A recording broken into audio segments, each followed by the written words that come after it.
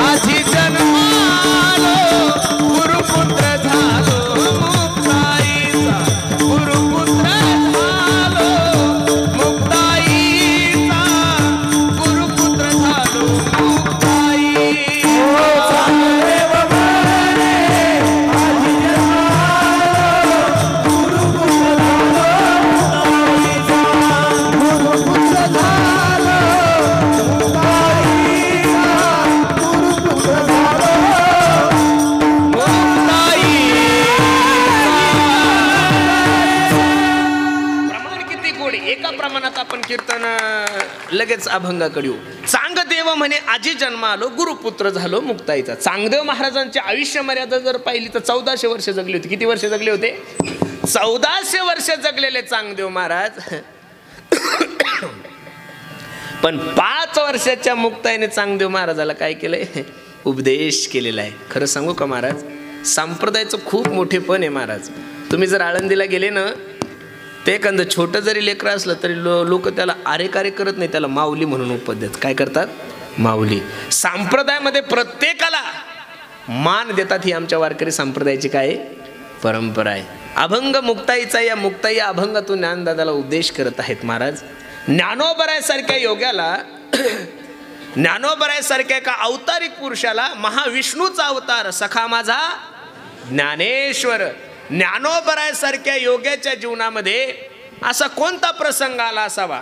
ज्ञानोबरायासारख्या योग्याच्या जीवनामध्ये अशी कोणती परिस्थिती निर्माण झालेली आहे?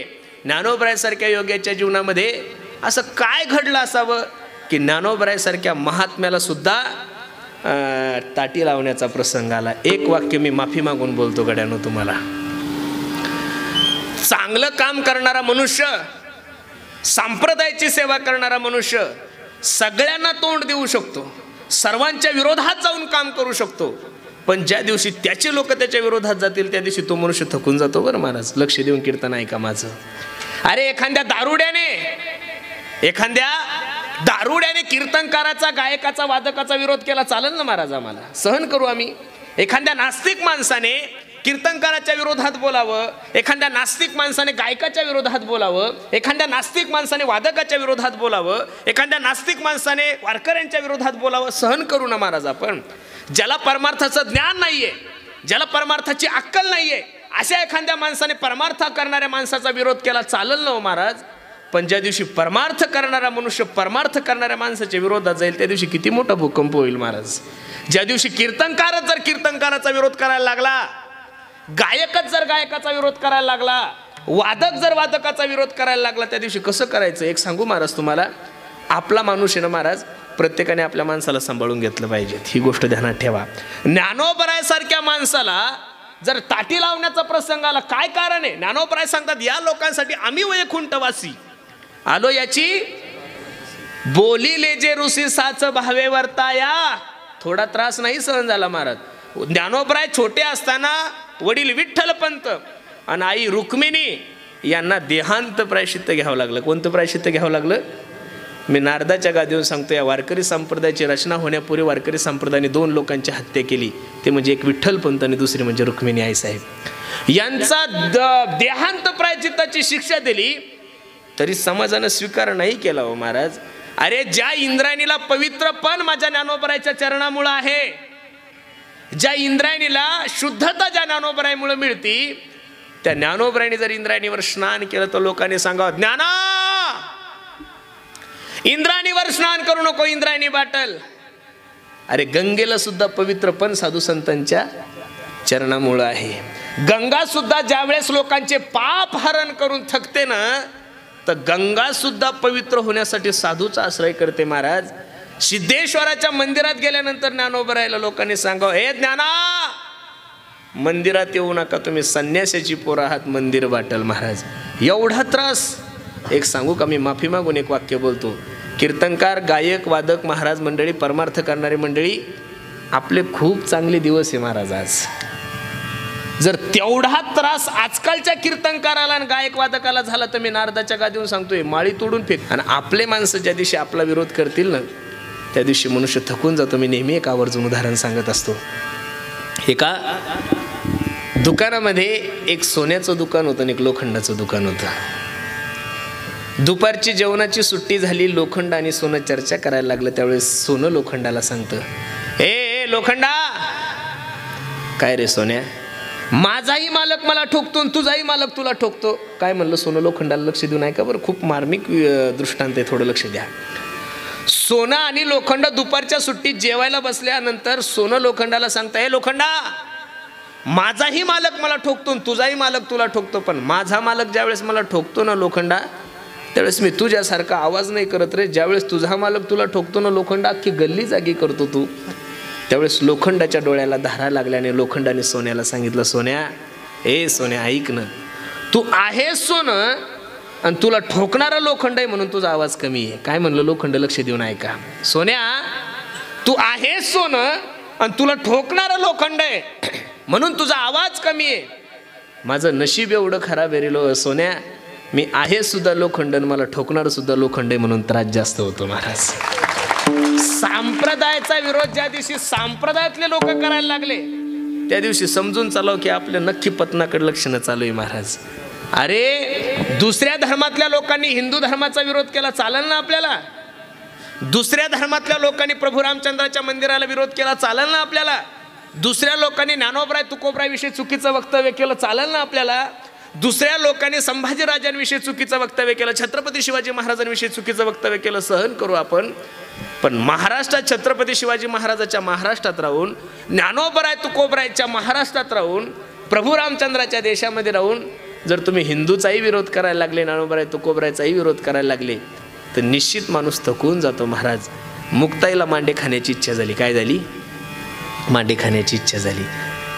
आणि विसोबा खेचर नावाच्या एका काकाकडे प्रेमान काका म्हणायचे, काका, ओ काका, मुक्ताईला मांडे खाण्याची इच्छा झाली, खापर द्या ना. खापर तर दिलंच नाही, पण ज्ञानोबराय सारख्या महात्म्याच्या छातीमध्ये लात मारली, ज्ञानोबराय खाली पडली. राग आला. जसे रागात आले, काय नव्हतं करतायत माझ्या ज्ञानोबरायला तुम्ही सांगा बरं. अरे ज्या ज्ञानोबराने ठरवल्यानंतर मेलेला मनुष्य जिवंत केला, सच्चिदानंद बाबा आदरे लेखकू झाला, जिवंत केले महाराज. ज्या ज्ञानोबराने ठरवल्यानंतर रेड्याच्या मुखातून ऋग्वेद बोलवले, ज्या ज्ञानोबराने ठरवल्यानंतर भिंत चालवली, ज्या ज्ञानोबराने ठरवल्यानंतर आपल्या पाठीवर मांडे भाजले, त्या ज्ञानोबराने नुसतं विसोबा खेचराकडे बघितलं असतं ना महाराज, तर विसोबा खेचर नावाची व्यक्ती या जगामध्ये शिल्लक नसती राहिली. पण अंतकरण साधूच आहे ना महाराज. आणि साधूनं जर शाप लोकांना दिला तर त्याला साधू तरी कसं म्हणायचं. संत हृदय नवनी तसमाना, संत हृदय नवनीत समाना. नवनीताही पेक्षा मऊ साधू संतांचं अंतकरण असतं. ज्ञानोबराय सिद्ध बेटात आले आणि ताटी लावली. निवृत्तीनाथ दादा सांगतात, ज्ञानदादा, ए नाना, दार उघड. नाही ऐकलो. सोपान काकाचंही ऐकलं नाही. त्यावेळेस निवृत्ती दादानं ओळखलं, ज्ञानोबरायला फक्त ताटी उघडायला लावू शकते कोण? मुक्ताई. 5 वर्षाची मुक्ताई ताटीजवळ उभे आणि ज्ञानोबरायला सांगितलं, ज्ञानदादा, तुमच्यासारख्या साधूने, तुमच्यासारख्या योग्याने जर असं केलं तर या समाजाचा उद्धार कोणी करायचा. किती गोड प्रमाणे महाराज. योगी पावन मनाचा, योगी पावन मनाचा, योगी पावन मनाचा,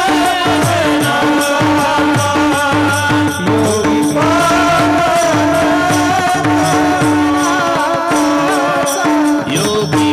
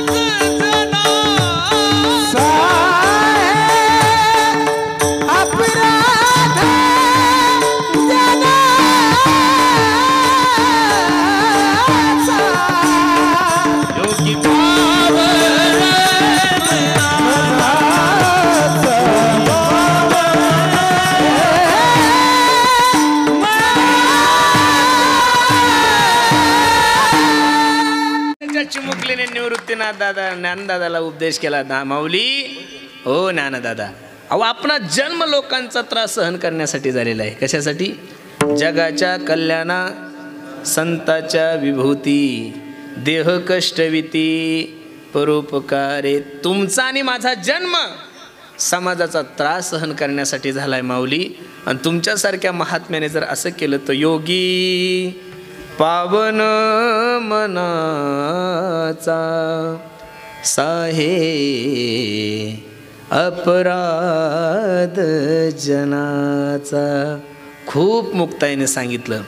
पण ज्ञानोबराय मात्र एकही दोन बोलत नाहीये. त्यावेळेस मुक्ताईने ज्ञानदादाला संताचे लक्षण सांगत असताना 5 वर्षाच्या मुक्ताईने ज्ञानोबरायला जो उपदेश केलेला आहे ते मुक्ताबाई अभंगाच्या पहिल्या चरणात.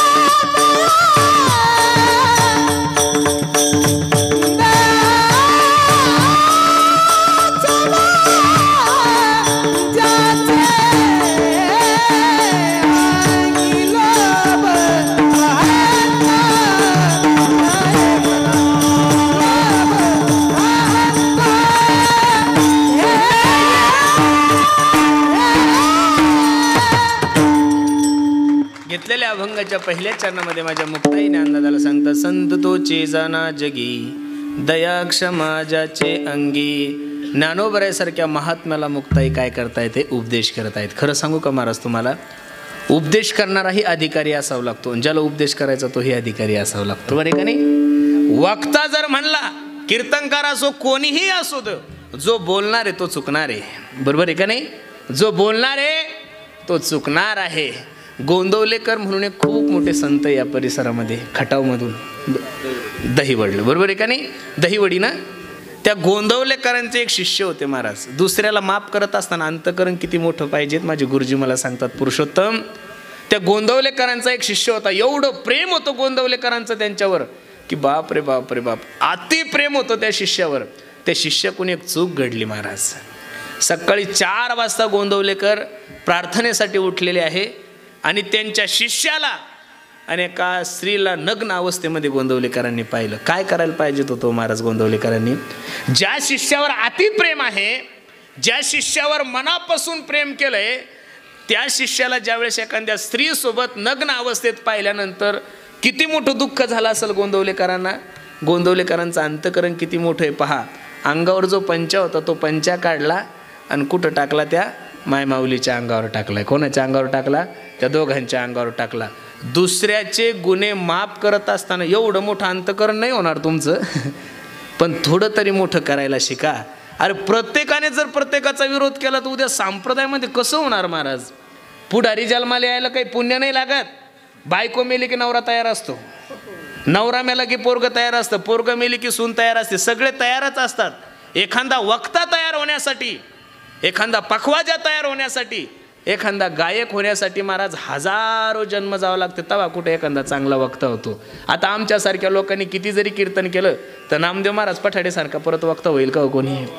बाबा महाराज सातारकरांसारखं होईल परत नाही होणार. अहो किती गायकांनी चाला म्हणू द्या, भीमसेन जोशी सारखा परत गायक होईल, लता मंगेशकरांसारखी होईल, अजिबात नाही महाराज. कीर्तनकार तयार होण्यासाठी, कमीत कमी एक चांगला वक्ता होण्यासाठी 25-30 वर्षाने एखादा, अरे 40 वर्षे गेले, 30 वर्षे गेले, तेव्हा कुठं तुम्ही लोकांनी आज आमचा स्वीकार केलाय. केव्हा केलाय?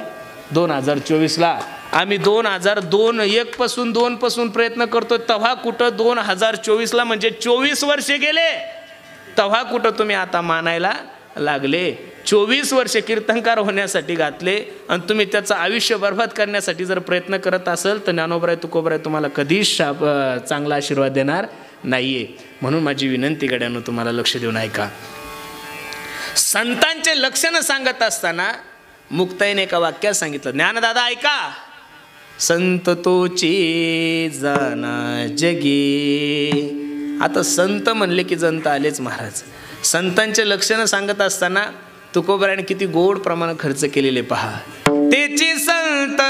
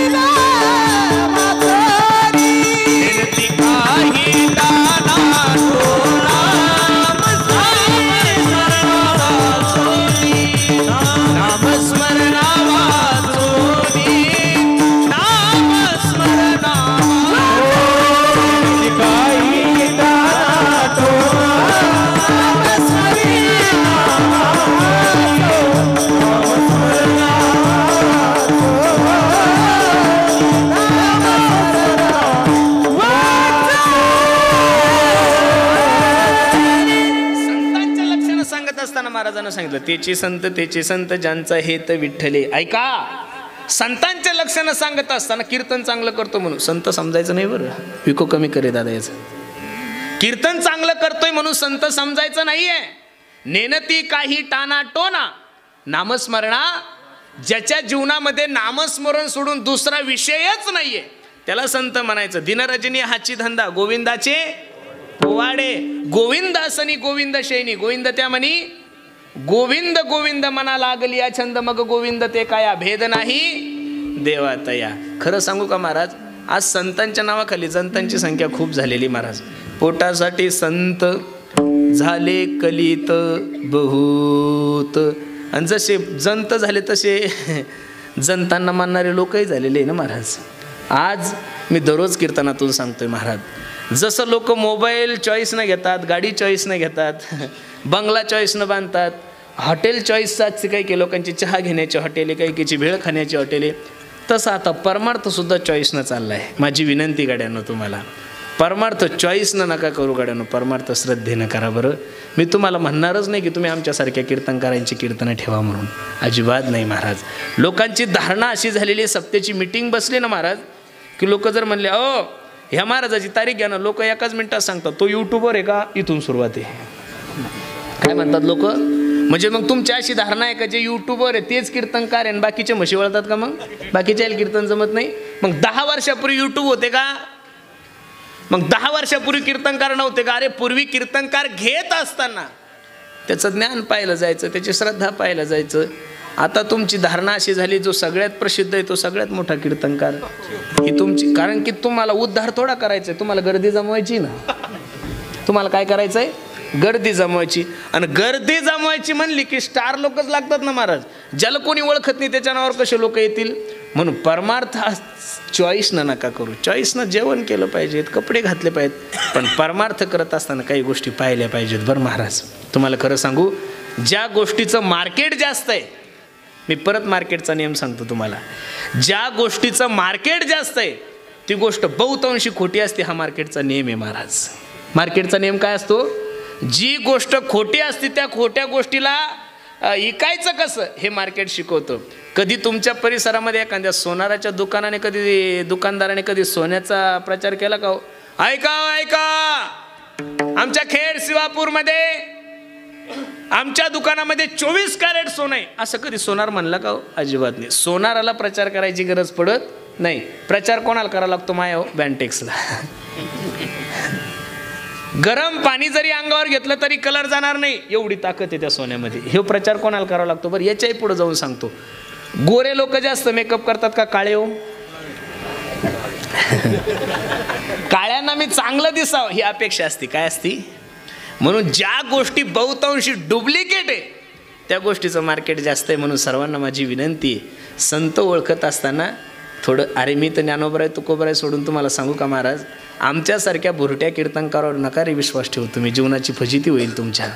तुम्हाला जर जीवनामध्ये उद्धार करायचा असेल तर तुम्ही एवढे भाग्यवान लोक आहे महाराज. तुमच्या एका कुशीमध्ये ज्ञानोबराय आणि दुसऱ्या कुशीमध्ये देहूची तुकोबराय आहे. तुम्हाला दुसऱ्याला साधू म्हणण्याची गरजच नाही ना महाराज. अरे एका कुशीमध्ये ज्ञानोबराय आहे आणि दुसऱ्या कुशीमध्ये तुकोबराय आहे. एवढे भाग्यवान लोक असताना तुम्हाला बुवाबाजीच्या नादी लागायची काही गरज नाही महाराज. ज्ञानोबराय सारखा संत अरे परत जरी माझ्या पांडुरंगाने ठरवलं आता मला ज्ञानोबराय व्हायचं तरी ज्ञानोबराय सारखं कार्य माझ्या पांडुरंगाला सुद्धा करता येणार नाही. एवढे संत सोडून, एवढे सगळे महात्मा सोडून कीर्तन ऐकून कोणावर श्रद्धा नका ठेवू बरं. माझी विनंती तुम्हाला, मी उघड सांगतोय तुम्हाला, लाईव्ह सांगतोय, अख्खा महाराष्ट्र तुमचा कार्यक्रम पाहतोय. 2 तासाचं कीर्तन ऐकून कोणत्याही कीर्तनकारावर श्रद्धा नका ठेवू. 22 तास तो काय दिवे लावतो ते पहा, त्याचं आचरण पहा, मग त्याच्या पाया पडा महाराज. मी तर खरं सांगतो तुम्हाला, तुमची धारणा चुकीची झालेली. आणि मग आता त्याला लोक म्हणतात सगळंच बिघडलं, कीर्तनकार बिघडले. कीर्तनकार कालही बिघडलेले नव्हते, कीर्तनकार आजही बिघडलेले नाही, आणि कीर्तनकार उद्याही बिघडणार नाही. तुमचं पाप आहे, तुम्ही बिघडलेल्या कीर्तनकारांच्या नादी लागले. तुमचं काय आहे, पाप आहे, तुम्ही बिघडलेल्या कीर्तनकारांच्या नादी लागले. म्हणून संत ओळखत असताना संतांचे काही लक्षण माझ्या मुक्ताईने सांगितले. संत तोची जाना जगी दया क्षमा ज्याचे अंगी. किती दया आहे हो, किती क्षमा आहे. यवन अंगावरी थुंकला, प्रसाद देऊनी मुक्त केला. नाथ बाबा गंगेच्या स्नानावर जात असताना एका यवनाने 108 वेळेस नाथ बाबाच्या अंगावर पान खाऊन थुकला. खरं सांगा, थुकल्यानंतर नाथ बाबाने काय करायला पाहिजे होतं? उलट त्याचं दर्शन घेतलं. बाळा, तुझ्यामुळं मला एका दिवसात 108 वेळेस काय झालं? गंगेचं टू व्हीलरवर चालताना नुसता पुढच्या माणसाचा थुंका जर अंगावर ओढला तरी आपण म्हणतो, का बे ओ डुचक्या, अबे दिसतं का तुला? ही आपली भाषा आहे. म्हणून आपलं संताचं बजेटच नाही. वेडे होते का महाराज? हा संत नवती जगा माणसाच्या सारखे, संत नवती जगा माणसाच्या सारखे, संत नवती जगा माणसाच्या सारखे, संत नवती जगा माणसाच्या सारखे. हा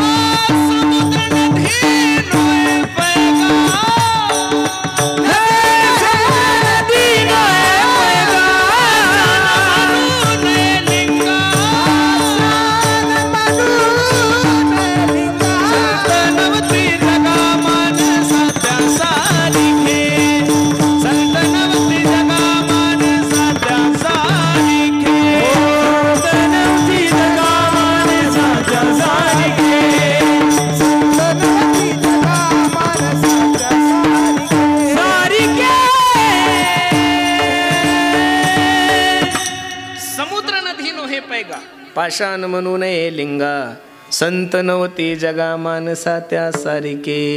मुक्ताई ज्ञानदादाला सांगते, ज्ञानदादा संतांचे लक्षणं सांगत असताना किती गोड वर्णन केले. दया क्षमा ज्याचे अंगी, ज्याच्या ठिकाणी दया आहे, ज्याच्या ठिकाणी क्षमा आहे, त्याला साधू म्हणा. महाभारतातलं एक गोड उदाहरण तुम्हाला सांगतोय, लक्ष देऊन ऐका. महाभारताचं युद्ध चालू होतं, सौर कौरव मेलेले. रणांगणात दुर्योधन पडलेला आहे, नाकातोंडातून रक्त येते. अश्वत्थाम्या भेटण्यासाठी गेला. ए मित्र दुर्योधना, ए दादा, अरे कोणी केली तुझी अवस्था? किती दुर्योधन वाईट होता, लक्ष देऊन ऐका बरं महाभारत. नाकातोंडातून रक्त येतं, दुर्योधनाच्या मुखातून शब्द निघला, ए अश्वत्थाम्या, ए मित्रा, माझे 100 भाऊ मेले याचं मला दुःख नाही रे, त्या 5 पांडवातलं एकही मेलं नाही याचं मला दुःख आहे. मरताना सुद्धा एवढे वाईट विचार. म्हणून आता तुम्ही एवढे लोक इथं उपस्थित, एकाचं नाव तरी दुर्योधन आहे का हो? हा कार्य असू शकतं एखाद्याचं. कैलास दुर्योधन नावाचा माणूस नाहीये, दुर्योधन नावाची वृत्ती आहे. आपलं ते आपलंच, आणि भावाचं सुद्धा आपलं म्हणणारा दुर्योधन नाही तर कोण आहे महाराज? अर्ध्या एकरसाठी भावाच्या डोक्यामध्ये कुऱ्हाडी घालणारे लोक आहे. दुर्योधन नाही तर काय आहे? दुर्योधनच आहे. अश्वत्थाम्या म्हणला, मित्रा काळजी नको करू, उद्याचं सूर्य 5 पांडव पाहणार नाही. आता 5 पांडव म्हणजे काय, ग्रामपंचायतचे 5 सदस्य थोडे होते महाराज. जाको राखे साईया, अरे मार न सके कोई, जो जग बैरी होए, पर बालन बाका होए. भगवंताला कळालं महाराज की अश्वत्थाम्या 5 पांडवाचा घात करणारे. विजयाची प्रथम रात्री म्हणून सायंकाळची वेळे सर्वांना उठवलं, चला विजय झालाय आपण, आणि कुठेतरी जाऊन आपण विजय साजरा करू. पण जिथं 5 पांडव झोपलेले होते त्याच ठिकाणी 5 पांडवाचे 5 मुलं झोपलेले होते. 5 पांडव उठून गेले आणि 5 मुलं काही आले नाही. अश्वत्थाम्याने 5 पांडव समजून 5चेही शिर धडापासून वेगळे केले. ते शिर घेऊन दुर्योधनाकडे गेला. ए मित्र दुर्योधना, काय 5 पांडव म्हणत होता? हे बघ, प्रत्येकाचे शिर धडापासून वेगळे केले. दुर्योधन हसला, वेड्या, 5 पांडवाला मारण्यासाठी आम्ही 100 भाऊ रात्रंदिवस प्रयत्न केले, आमच्याकडून काही झालं नाही, तुझ्याकडून काय होणार आहे? मला माहीत होतं दुर्योधना तू असंच काहीतरी म्हणशील, म्हणून सबूत म्हणून त्यांचे शिर घेऊन आलो. शिर ज्यावेळेस दुर्योधनानं पाहिले त्यावेळेस ते 5 पांडवाचे 5 मुलं होते. हाय हाय करू लागला दुर्योधन, वेड्या, आता तो आमच्या कुटुंबामध्ये कोणी पाणी पाजायला सुद्धा ठेवलं नाहीये. आणि दुर्योधन मरण पावला. अश्वत्थाम्या विचार करतो, हे जर 5 पांडवाची मुलं आहे तर 5 पांडव जिवंत आहे, आणि ज्या अर्थी 5 पांडव जिवंत आहे त्या अर्थी ते मला सोडणार नाहीये. पण विचार करा ना महाराज, ज्या मायमाऊलीचे 5 मुलं मेले असेल त्या मायमाऊलीची काय परिस्थिती असेल? भागवतकार वर्णन करतात पहा. माता शिशूनाम निधनम सुतानाम, निशम्य घोरा परितप्यमाना, तदा रुदद्वाश्वकलाकुलक्षी त्वं सांत्वयन्नास किरीटमाला. रडायला लागली द्रौपदी. काय अपराध होता माझ्या लेकराचा. झोपीत असताना त्या नराधमाने माझ्या मुलांचा शिरच्छेद केला.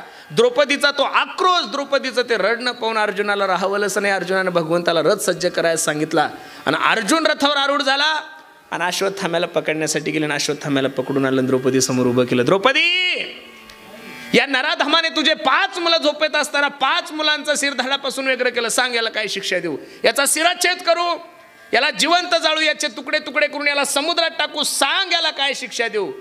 त्यावेळेस द्रौपदीनं अर्जुनाकडे पाहिलं ना हात जोडले आणि सांगितलं, मालक, मुच्यतामेश ब्राह्मणो नितराम गुरु. मारू नका त्याला, तो तुमचा गुरुचा पुत्र आहे. काय आहे हे बघा, मी सद्वा आहे पण गौतमी प्रतिदेवता ती विधवा आहे. मुलं गेल्यानंतर काय दुःख होतं हे मला माहिती आहे. हा याच्या आईचा एकुलता एक मुलगा आहे. हा जर मरण पावला तर याची आई सहन करू शकणार नाहीये. संपलं माझं उदाहरण महाराज. ज्या माणसाने 5 मुलं मारले तो माणूस डोळ्यासमोर उभा असताना सुद्धा त्याला माफ करण्याचं अंतकरण या जगामध्ये फक्त आणि फक्त साधूचाच असू शकतं. म्हणून मुक्ताई सांगतात, दया क्षमा ज्याचे अंगे दया क्षमा ज्याचे